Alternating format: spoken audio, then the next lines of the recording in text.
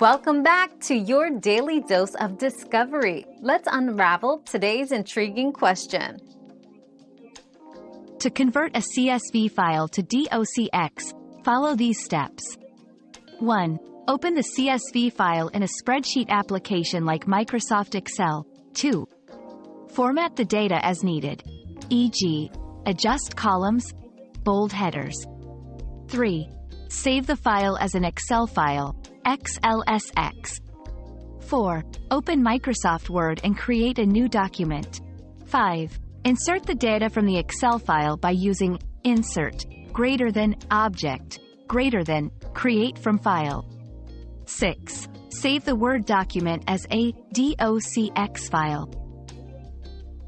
Your daily dose of discovery ends here, but the journey of learning never stops. Subscribe and join us again for more answers tomorrow.